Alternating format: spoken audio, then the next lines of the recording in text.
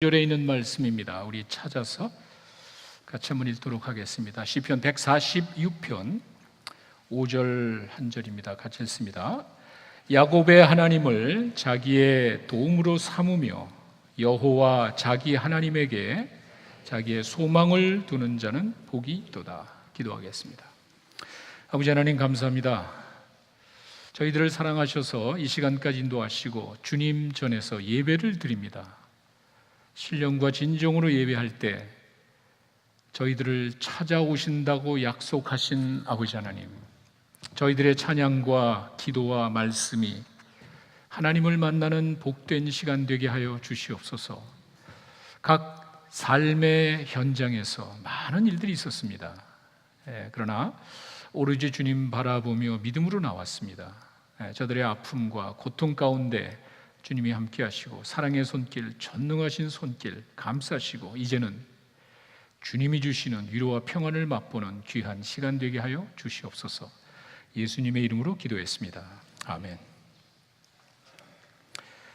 제가 그 필리핀 선교를 떠나기 전날 아주 심한 설사를 하게 됐습니다. 특별한 저 같지는 않은데 스토막 플루 같이 걷잡을 수 없는 그러한 시간들이었습니다.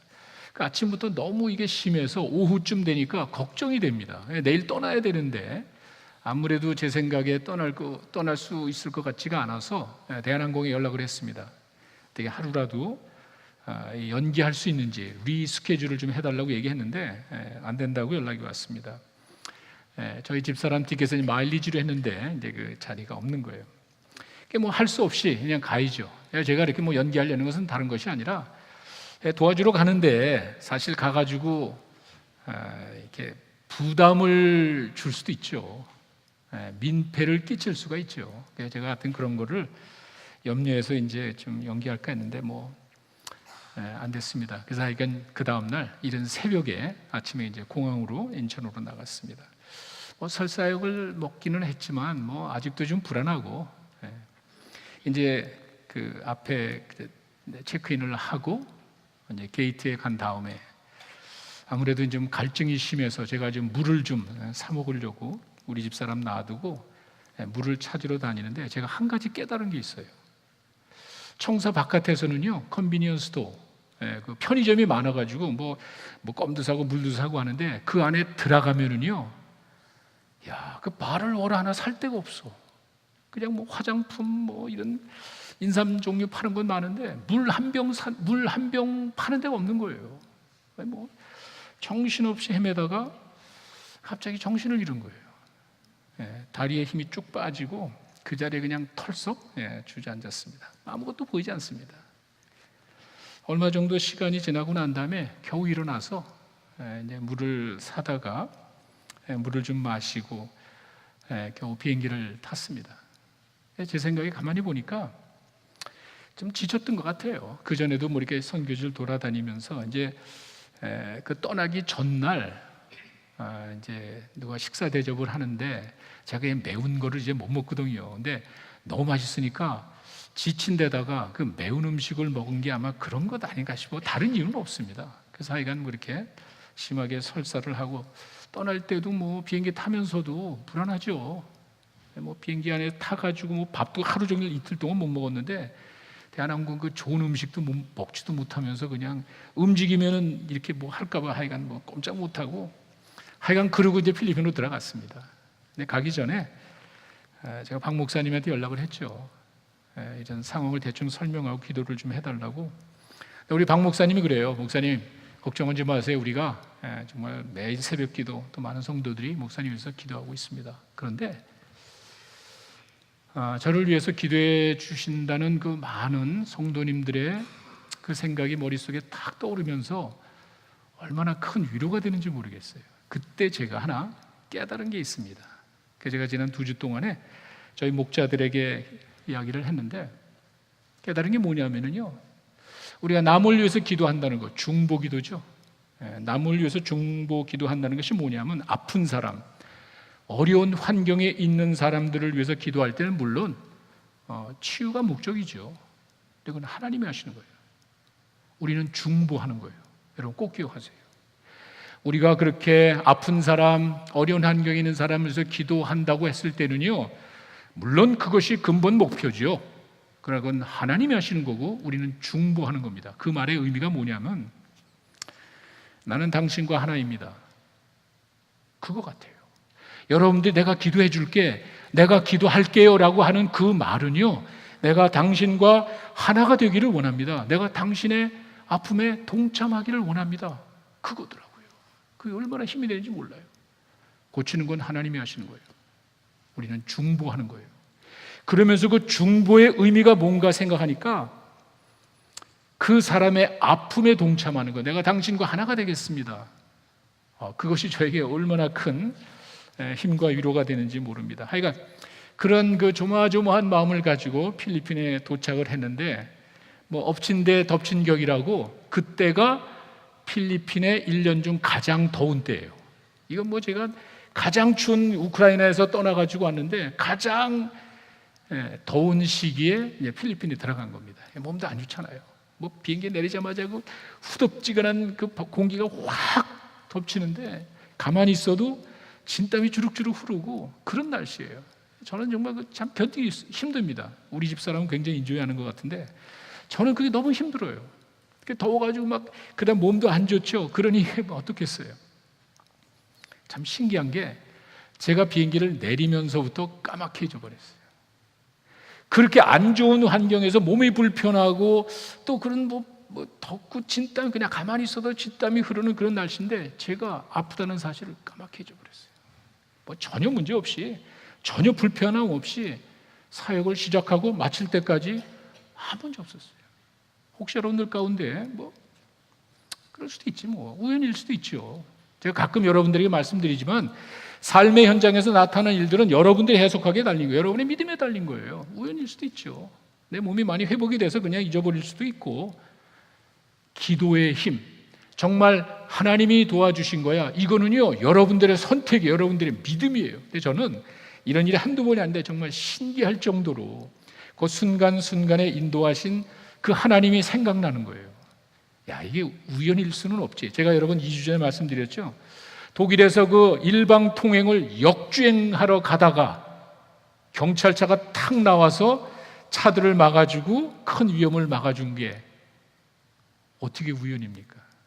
그렇진 않죠. 그건 나 개인에게 주는 뜻이 있습니다. 그러니까 하여튼 내 자신이 느끼는 그때그때마다 있는 게 있는데, 느끼는 게 있는데 그런 것 같아요. 하나님께서 그 필리핀에 도착하지만 저는 아무것도 불편함 없이 잘 이겨나가게 됐습니다. 여러분들 정말 기도에 정말 감사드리고요. 기도는 그 사람과 하나가 되는 거예요. 내가 기도해 줄게. 고치고 뜻을 이루는 건 하나님이 하시는 거예요. 여러분들은 중보하는 거는요, 내가 당신의 아픔에 하나가 되기 원합니다. 얼마나 큰 위로가 되는지 모르겠어요. 필리핀의 정치 상황은요, 여러분들 아시겠지만 독재 정치에서 많은 고통을 겪은 나라가 필리핀 아니에요? 많이 좀 바뀌었다고 이야기를 하는데 뭐 아직도 그렇게 큰 건 아닌 것 같아요. 아직도 그런 문제 있는 것 같아요. 필리핀 대통령 여러분 누군지 아시죠? 두테르테? 이름이 맞나 모르겠는데 하여간 가서 제가 보고 들은 그 두테르테 대통령은 김정은하고 트럼프 대통령을 합친 것 같아. 뭐 자기 마음대로 하니까 뭐 자기 마음에 안 들면 다 잘라버리고 하니까. 근데 예를 들어서 마약 퇴치에는 많이 공헌을 했다 그래요. 왜? 그냥 쏴 죽여버리니까. 그냥 마약 갖고 노는 놈들 그냥 죽이라 그랬대요. 정말 그렇게 한대. 그리고 제가 놀란 거는요, 민다나오라고 필리핀 남부지방은 거의 치안 부재 상태입니다. 그런 지역인데 거기가 마약 소굴이에요. 근데 이게 소탕이 안 되니까 그 마약을 갖고 있는 놈들 다 그 동네를 다 소탕하기가 안 되니까 비행기가 가가지고 폭격을 했대. 깜짝 놀랐어요. 그 마약이 죽을 줄 알았는데 뭐 경찰이 들어갈 수도 없고 이게 뭐 군대도 안 되니까 전투기를 보내가지고 그 동네를 폭격해버렸대. 그런 사람이에요. 그러니 뭐 하여간 이 사람이 그렇게 이제 정치를 하면서 많이 사람들에게 신임도 얻었죠. 그 잘못된 거를, 그 마약하는 사람이 얼마나 많은 사람들을 죽입니까? 무지무지한 사람을 죽였거든요. 그러니까 저런 놈들 죽여야 된다는 거야. 막 이래서 사람들에게 많은 인기도 얻었는데 요즘은요, 이제 내년인가 이제 바뀐대요. 이제 담임이기 때 연임을 못 하는데 요새는 다니면서 그런데 자기 딸 자랑을 이렇게 한대요. 딸을 은근히 대통령 만들려고. 근데 그 필리핀에서 그게 가능하답니다. 족벌 정치 가능하기 때문에 자기 딸이 한 번에 하고 난 다음에 내가 나오면 여름이 아니니까 그건 또 할 수 있잖아. 그런 생각을 하고 있대요. 근데 그게 가능합니다. 여러분 잘 아시는 그 악명 높은 이멜다 여사 있죠? 마르코스 대통령. 그 이멜다 여사는 아직도 자기 동네에 상원 의원을 하고 있어요. 그렇기 때문에 얼마든지 그럴 수가 있는 것 같아요. 이 필리핀이 여러분 아시다시피 1940년 50년대 일본 다음으로 잘 살던 나라 아니에요? 한국을 도와줬잖아요. 장충채권 져주고 통일교를 가르친 나라가 필리핀 아니에요? 50년대 그대로 남아있잖아요. 이게 문제예요. 그런데 여러분 필리핀은요 싱가포르 다음으로 동남아시아, 아시아에서 영어권에 속하는 굉장히 큰 장점을 가진 나라예요. 싱가포르는 세계에서 제일 잘 사는 나라입니다. 깨끗하니까. 그런 좋은 조건을 가지고 있는데도 필리핀이 그런 어려움을 겪는 것은 부패 정치예요. 텔러 마케팅이라고 그러죠. 여러분 톨프리 넘버 전화하시면은요, 인슈런스나 뭐 크레딧 카드 톨프리 넘버 답해주는 사람들의 액센트가 다르죠. 그 인도에서 받는 거예요. 그리고 필리핀에서 주로 받는 거예요. 그 필리핀이 그렇게 영어권이기 때문에 굉장한 어드밴티지가 있는데도 불구하고 실제로는 어렵게 삽니다. 그런 거 보면 굉장히 아쉬워요. 한국에서 영어 배우려고 얼마나 많이 갑니까? 가까우니까. 미국에 경비도 많이 들고 그러니까 영어권이라는 이유 하나 때문에 필리핀에 엄청나게 많은 한국 사람들이 들어가잖아요. 그리고 최근에는 은퇴 비자라는 게 있어가지고 이번에 가서 느꼈어요. 2만 불인가? 3만 불? 하여튼 2만 불인가 주면은 은퇴 비자로 그냥 계속 살 수 있는 거예요. 생활비 싸죠. 뭐 일하는 사람 다 쓰고도 할 수 있으니까 그렇게 좋은 조건의 나라가 필리핀입니다. 거기에 15년, 16년 전에 정대섭 선교사님이 한국 침례교 해외 선교부 파송으로 나가서 신학교를 이제 운영을 하기 시작했습니다. 제가 많이 다니죠. 선교지 많이 다니고 아는 사람도 많고 그런데 정말 보기 드문 참 착하고 성실한 깨끗하고 열심히 있는 일꾼이에요. 그건 제 이야기가 아닙니다. 제가 한국에 있으면서 여러 지역 교회를 다녔는데 그분들이 다 똑같이 이야기를 해요. 뭐 능력이 뛰어나고 재능이 있고 뭐 화려한 이런 건 없는데 사람이 성실하고 깨끗해요. 하나님이 쓰시는 것 같아요. 그 증거가 뭐냐면은 여러분들이 다 도와주셨잖아요. 그 신학교 건물이 뭐 형편없죠. 그래서 그거를 이제 좀 옮기기 위해서 땅을 사서 신학교를 져야 되겠다. 그런 생각을 하고 땅을 산 거예요. 계약을 한 거예요. 근데 여러분 그 돈이 20만 불이에요. 20만 불. 20만 불인데 사실 한국 침례교 파송이라고 그러지만 미국의 IMB 같이 경제적인 지원은 하나도 없습니다. 다 개인 펀드예요. 내가 펀드레이징해서 겨우 내 생활비하고 내 사역비 채우기도 힘든 게 그 침례교 선교사의 그 현실입니다. 그런데 20만 불? 그것도 분기별로 4개월마다 5만 불씩을 2년 동안을 내? 저는요, 우리 도와달라고 이제 저한테 얘기했을 때 솔직히 해서는 안 믿었어요. 그건 될 일이 아닙니다. 그런데도 선교사님이 한다 그러니까 그냥 할 수 없이 정말 우리 교회에서 많이 도와줬어요. 여러분 선교 바자 한 거 얼마나 정말 제가 그분들이 얘기할 때는요, 이건 정말 핏값이라고 해요. 핏값이라고. 엄청난 희생으로 하여튼 그런 식으로 해서 저희 교회에서 많이 도와주는데 이번에 폐업한 거예요. 깜짝 놀랐어요. 그러니까 역시 하나님이 하셨구나. 하나님이 사용하시는 그런 선교사님이라는 것을 이제 깨닫게 됐습니다. 하여간 그 선교사님의 그 정말 피땀 어린 정성의 열매거든요. 그 땅에 가보니까 뭐 풀만 있지만 이제 언젠가 여기에 또다시 하나님의 기적이 나타나겠구나. 또 다른 또 하나의 기적을 연상하면서 이제 기도하고 왔습니다. 신학교를 짓는데 아마 신학교 질 때는 좀 날 것 같아요. 이제 그 커머셜 빌딩을 집어넣어서 같이 이제 비용을 시행한다고 하는데 하여간 앞으로도 그 선교지에 그런 좋은 신학교가 세워져서 많은 젊은이들을 배출하게 되지 않을까. 그리고는 제가 이번에 지역교회를 방문했거든요. 그 레이 목사라는 자그마한 교회, 오래된 아주 비좁은 그런 건물입니다. 제가 갔는데 몰랐어요. 작년에 저희 교회 청년들이 영어부에서 여름 성경학교를 한 교회라고 그래요. 그래서 제가 그 FKBC 여기 제일 침례교에서 왔다 그러니까 그 여자 그 선생님 3명이 그 소문을 듣고 온 거예요. 첫째는 고맙다고. 근데 뭐가 고맙냐 그러니까 작년에 우리 여름 성경학교 팀이 가가지고 여름 성경학교를 할 때 자기들이 많이 배웠대. 자기들도 썬데이스쿨 교사로서 열심히 하고 있지만 저희 교회 젊은이들은 뭐 매년 가니까 정말 잘합니다. 영어 캠프 정말 잘해요. 여름 성경학교 진짜 열심히 잘합니다. 우리 선교팀을 통해서 많이 배웠답니다. 제가 그 얘기를 딱 듣는 순간에 힘들어도 그렇게 해야 되는 것 아닌가. 우리가 뭐 거리 따지고 돈 따지고 하면은 뭐 경제 그런 유치한 생각을 버리고 돈이 얼마가 드는 관계없이 그 어려운 환경에 있는 교회들에게 많이 배웠대. 실제적인 도움을 줬대요.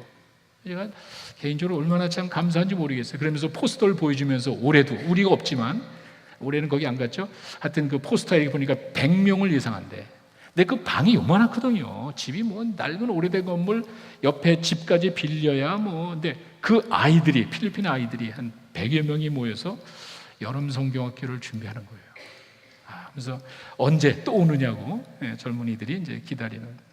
근데 제가 하니까 그 이제 선교사님이 이야기해서 그 집사님도 나오시고 전도사님도 나오고 또 평소에 가지고 있던 궁금한 거 있잖아요. 미국의 상황이라든지 뭐 동성애 문제라든지 정치적인 문제라든지 참 그런 이야기들을 같이 나누면서 머릿속에 이게 사라지지 않는 게 하나가 있습니다. 우리가 봤을 때 외적인 환경은 정말 참 힘든 것 같아. 근데 그들의 그 마음을, 그들의 그 생각을 이렇게 들여다보면 참 너무도 순수하고 하나님의 일을 위해서 헌신하는 그 아름다운 모습을 보고 그런 교회에 우리가 조금이라도 도움을 주고 있다는 게 얼마나 큰 위로가 되는지 모릅니다. 자, 여러분 정말 감사드리고요. 한여름의 시원한 냉수와 같고 사막의 생수와 같은 우리가 그런 일들을 하고 있구나 하는 그런 생각을 했습니다. 그 다음에 방문한 교회가 조엘 전도사님 교회인데 이제 그 여러분 보셨지만 깨끗해요. 건물이 아주 뭐 멋있고 깨끗해. 보니까 작년에 한국의 교회에서 지어준 교회입니다. 그래서 건물이 아주 깨끗해. 바람도 통풍도 잘 되고 거기서 예배드리는 그 사람들의 모습을 보니까 야 정말 이게 진정한 신령과 진 예배드리는 그 모습이 아닌가. 제가 이런 기계를 잘 못 만지거든요. 저희 집 사람이 잘 못하는. 그래서 제가 나서서 찍을 수도 없고 해서 그냥 숨어서 살짝 찍은 조엘 선교사님 그 전도사님 교회의 부활절 예배 장면을 제가 동영상으로 하나 찍어왔습니다. 여러분 한번 잠깐 보시기 바랍니다. 건물을 새로 졌는데 한 40-50명이 모여서 이렇게 예배를 드립니다.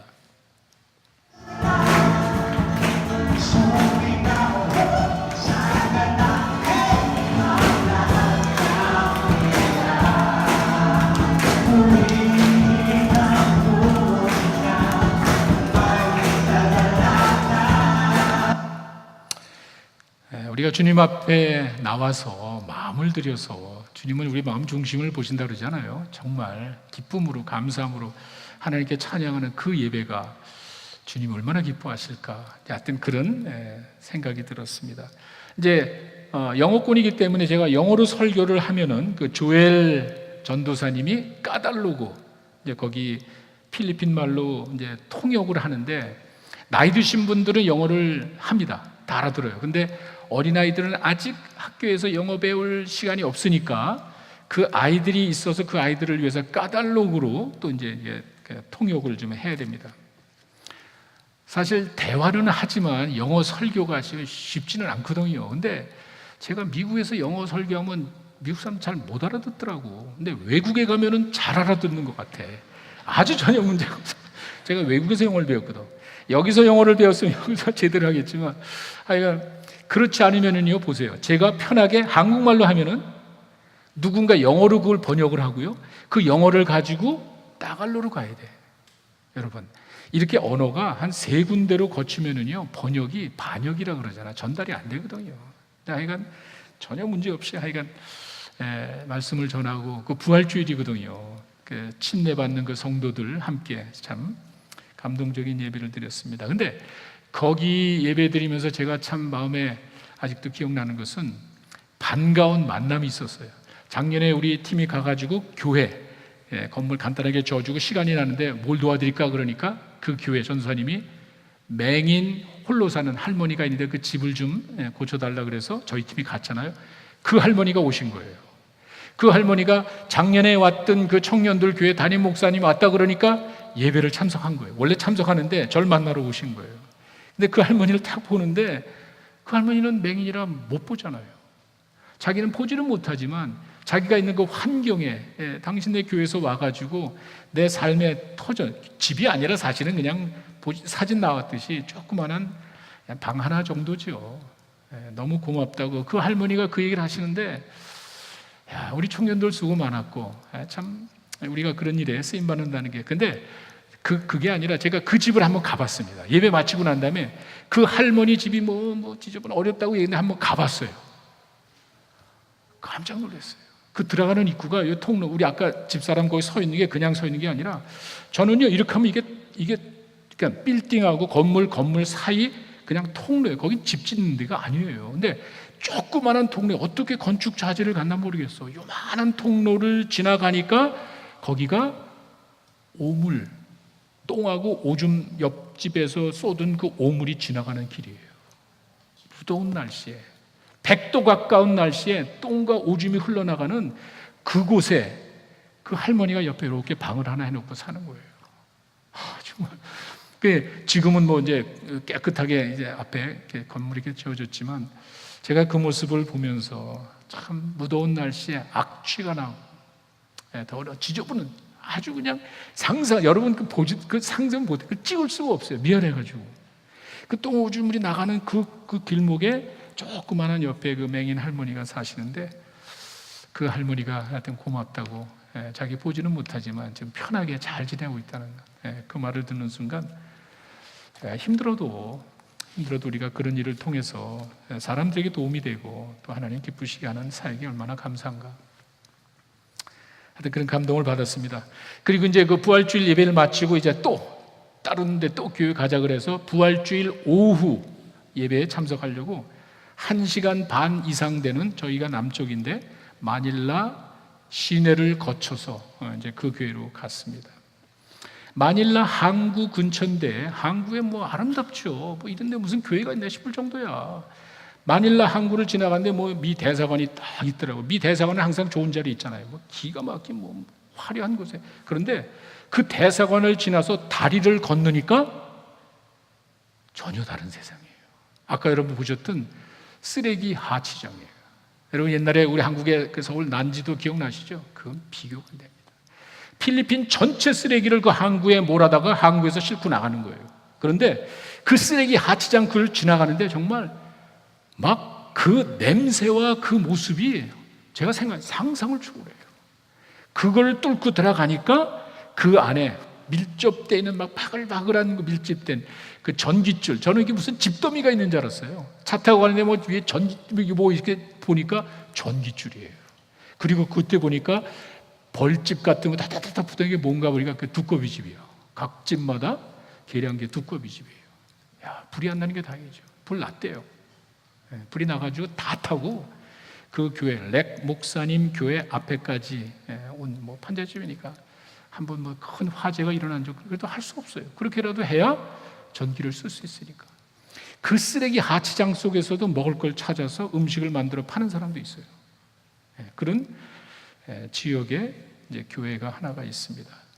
부활주일 오후 프로그램을 준비해요. 저희가 간다 그러니까 그 렉 목사님을 가르친 사람이 정대섭 선교사님이고, 또 정대섭 선교사를 가르친 사람이 저니까 그렇게 기다리고 있다가 저희가 들어가니까, 추렐라 같은 우리 그런 집인데 들어가니까 뭐 사람들이 박수를 치면서 환영해 주는데 완전히 다른 환경이야.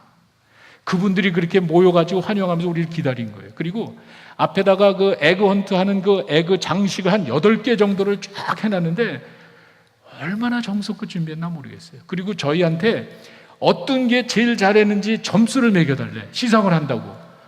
야, 그 어떻게 점수를 매겼대? 상을 다 주고 싶더라고요. 너무 정성껏 준비한 그 그 장식을 보고, 그 다음에 그들이 올라가서 이제 이렇게 연극도 하고, 또 그다음에 워십 댄스도 하고, 그걸 제가 또 하나 잠깐 이제 찍었습니다. 뭐 이렇게 여러분들에게 다 소개하기는 좀 어렵지만 그 렉 목사님 교회 에그헌트하는 그 오후 프로그램 모습을 여러분 한번 잠깐 보시기 바랍니다.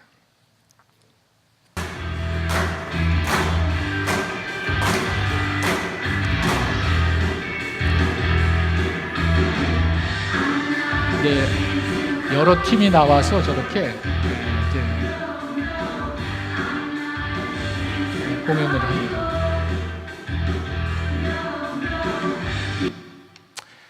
외적으로 보면은 지저분하고 냄새나고 불편하고 위험하죠.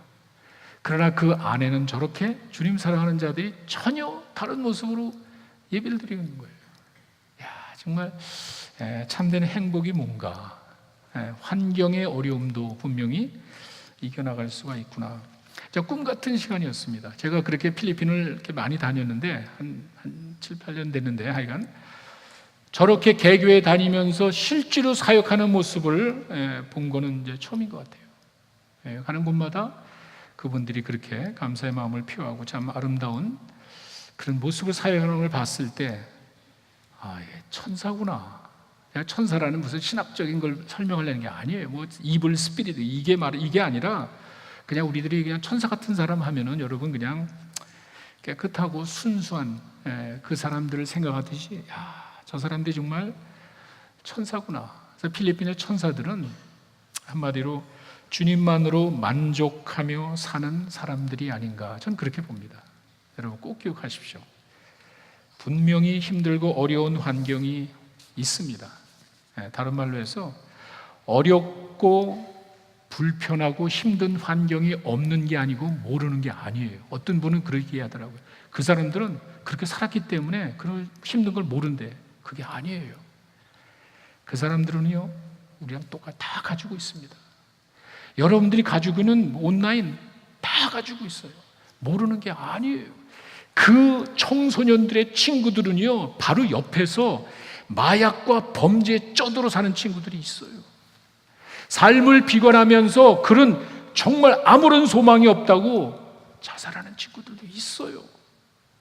이 사람들이 뭐 좋은 환경에 살아보지 못했기 때문에 그 사람들은 그렇게 사는 거야가 아니에요.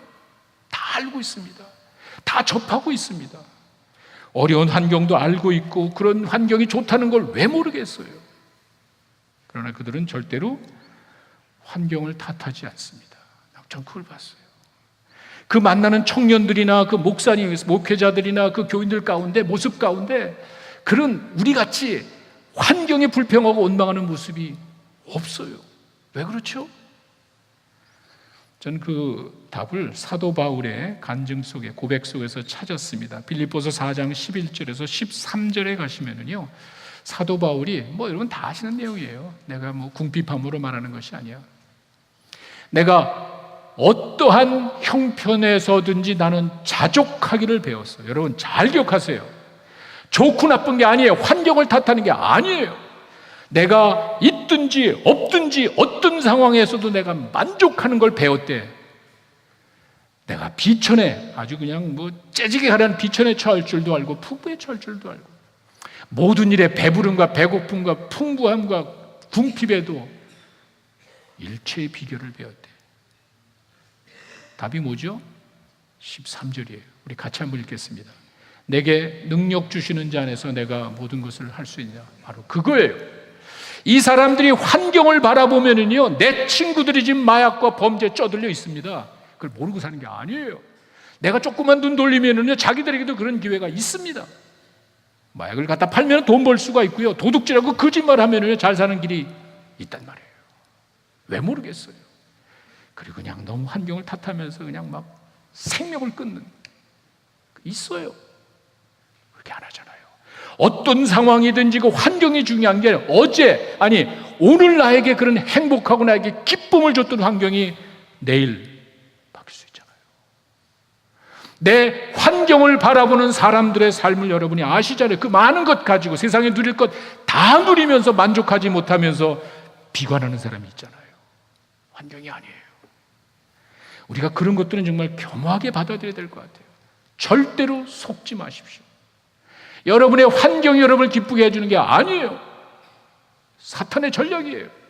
그 많은 것들을 누리면서도 생명을 끊고 만족하지 못하는 사람이 얼마나 많아요. 그게 전부가 아니에요. 인간은 그렇게 만드는 것이 아니에요. 하나님을 만나야 돼요. 세상적인 거 누리면서 만족하는 게 아니에요. 하나님을 만나고 하나님의 영으로 지음받은 그 인간이 내게 능력 주시는 자 안에서 내가 어떤 환경에서 이겨낼 수 있는 비결을 배웠대. 저는 그거 같아요. 조금만 눈 돌리면은요, 주변에 그런 친구들이 있습니다. 옆에 그래 다 같이 누리고, 그 교회 바깥에 나가면 같이 뛰어노는 친구들이 그런 친구들이에요. 조금만 그 마약 봉투 하나 갖다 배달해 주면은 돈이 떨어지잖아요.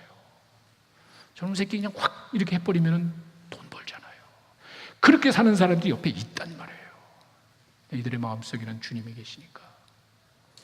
환경이 아니고 주님이 주시는, 정말 그 내게 능력 주시는 자에서 내가 모든 걸 할 수 있다는 거는요, 어떤 상황에서 내가 만족하면서 산다는 거야. 이게 얼마나 큰 축복이냔 말이에요. 천사들이에요, 천사들. 바울은 실제로 이렇게 이야기한 것만이 아니라 바울은 정말 그런 환경에 처했습니다. 여러분 아시다시피 바울이 이렇게 전도하려고 그러는데, 잘 준비해가지고 선교 여행을 이렇게 가려고 그러는데 갑자기 환상이 나타나고 이쪽으로 가래. 내가 이렇게 계획을 하고 가려고 그러는데 이게 하나님이 왜 그러냐는 말이야. 방향을 바꿔버렸어요. 그래서 빌립보 지역으로 갔어요. 어떻게 됐습니까? 거기서 루스드라에서 그 귀신 들린 아이 하나 고쳐줬다는 그 이유 하나 때문에 돌로 맞아 죽을 뻔했잖아요. 사도행전 16장 22절에서 25절 가시면은요, 내가 이렇게 선교하려고 그러는데 하나님이 바꿔버렸잖아요. 그리고 겨우 있는 것이 지금 자기는 감옥에 들어가 있습니다. 매를 죽살하게 맞고 잘못한 것도 없고 하나님이 인도해 주신 대로 갔다가 매 맞고 선교도 못하고 감옥에 들어가 있단 말이에요. 신세를 탓하려면요 얼마든지 할 수 있죠. 환경을 탓하려면요 얼마든지 할 수 있어요. 내가 예수 믿어서 왜 이렇게 고생을 하냐는 말이에요. 그냥 내 방법대로 했으면 되는데 이게 뭐 괜히 뭐 하나님이, 그리고는 일이 안 되고 선교도 못하고 이거 감옥에 앉아서 매를 죽살하게 맞고 죽을 정이다. 그렇게 막 고통 가운데 그냥 막 불평하면서 원망하면서 환경을 탓할 수가 있잖아요. 뭐 제가 뭐 과장한 얘기 아니죠. 여러분 그렇게 할 수 있잖아요. 근데 보세요. 25절에 한밤중에 바울과 실라가 기도하고 하나님을 찬송했대요. 내가 하나님을 기도하고 찬송하는 것 정도가 아니라 죄수들이 듣잖아요. 공동체 신앙이에요. 내 신앙, 내 생각만 여러분 자랑하시면 안 되는 거예요. 이것이 사람들에게 어떻게 비춰지냐는 말이에요. 내 생각에 옳다고 이야기하지만 이게 적절하지 않으면 하지 마세요. 모든 것이 가하지만 모든 것이 유익하지 않으면요 하지 말아야 되는 거예요. 이 바울은요 그 상황에서 정말 다시 한번 교육할 수도 있을 것 같아요. 이거 왜 이런 일이 생겼지? 고민할 수도 있을 것 같아요. 하나님이 방향 바꿔가지고 일로 갔는데 이거 나한테 주어졌다는 것이 무슨 뭐 이거 아니잖아. 그래서 바울은 얼마든지 환경을 탓할 수 있지만 환경을 탓하지 않잖아요. 하나님께 기도하고 찬송하니까 죄수가 붙잖아. 그 죄수를 구원하려고 그런지 어떻게 알아요? 내가 매를 맞은 거는 참 불행한 일이지만 그 주변에 있는 사람들이 듣잖아요. 죄수가 예수 믿잖아요. 환경을 탓하는 어리석은 사람이 되지 마시고 환경을 믿음으로 이겨나가는 여러분 되시기를 바랍니다. 내 안에 능력 주시는 이가 있잖아요. 그렇게 사면 돼요. 내 환경을 바라봐. 이건 오늘의 나의 기쁨이, 오늘의 나의 성취가 내일 나에게 가슴에 못을 박을 수도 있잖아요. 내가 환경을 바라보고 산다면 환경은 수시로 바뀌는 거예요. 변치 않는 주님을 가슴에 품고 살아갈 때 모든 것에 부족함이 없으신 하나님이 환경을 이길 믿음을 허락해 주실 줄로 믿습니다. 그렇게 살아야 되겠더라고요. 천사들이에요. 주님만으로 만족하며 사는 사람, 천사들이에요. 오늘 제가 읽어드린 시편의 말씀 보시면은요, 146편 5절의 말씀을 보시면은요, 하나님을 바라는 사람들의 간증, 고백입니다. 그런데 보세요. 그냥 하나님이 나의 도움이 됩니다 하면 되는데 그렇게 안 하더라고요. 성경이 기가 막 왜? 야곱의 하나님이래. 하나님 그러면 되는 거예요. 그냥 신이 나를 도와줬다 그러면 되는 거예요. 왜? 야곱을 강조하는 말. 여러분 아시죠? 야곱과 에서가 동시에 쌍둥이로 태어났지만 하나님은 야곱을 택해 주셨잖아요. 하나님의 전폭적인 은혜를 이야기하는 거예요. 이거는 똑같은 상황이지만 하나님의 큰 은혜를 체험한 개인적인 신앙 고백의 용어가 야곱의 하나님이에요. 하나님은 나를 선택해 주시고 내가 한 것도 아무것도 없는데 나를 축복해 주신 그 하나님을 고백하는 거예요. 개인적인 신앙이에요. 그 밑에도 마찬가지입니다. 자기의 도움을 삼으며 여호와 자기 하나님 또 이렇게 이야기하잖아요. 신이 많잖아요. 세상에 신이 많잖아요. 근데 여호와, 제호바, 야훼 이건 유대인들의 하나님이에요. 그냥 세상에 많은 신들이 아니라 나하고 개인적으로 계약을 맺고 하나님이 세상 많은 민족 가운데 유대 민족을 택해 주셨잖아요. 유대 많은 사람들 중에 유대인들을 선택하고 그들과 계약을 맺었잖아요. 내가 너의 하나님이 되고 너는 내 백성이 될 거예요. 그걸 이야기하는 거예요. 여러분 개인 신앙 고백하셨습니까? 하나님이 나 개인의 구세주라고 여러분 고백하셨습니까? 그게 내 소망이란 말이에요. 남들이 믿는 하나님이 아니에요. 저 사람이 믿고 복받은 하나님이 아니에요. 야곱의 하나님이에요. 여호와 하나님이에요. 나 개인의 신앙 가운데 관계를 맺으신 하나님을 고백하는 거예요. 그 하나님이 도움이 된단 말이에요. 이게 우리 신앙의 모습이 되어야 되지 않을까. 시편 기자는 삶의 어떤 환경이 중요한 것이 아니라 그 가운데서 개인적인 신앙을 가지고 하나님을 섬길 때 개인적인 관계를 가진 그 하나님이 나의 소망이 되는 거야. 그렇게 고백을 해요. 환경이 중요한 게 아니에요. 환경은 바뀝니다. 중요하죠. 환경이 우리 영향을 받을 수가 있죠. 그러나 그게 전부가 아닙니다. 환경을 주관하시는 하나님 바라보며 사시는 여러분 되시기를 바랍니다. 필리핀의 천사들은요, 주님만으로 만족하며 사는 사람들입니다. 주님만으로 만족하며 사는 여러분 되시기 바랍니다. 다 가진 거예요. 필리핀의 천사들은요, 환경의 어려움을 믿음으로 이겨나가는 거예요. 환경은 바꿀 수 없습니다.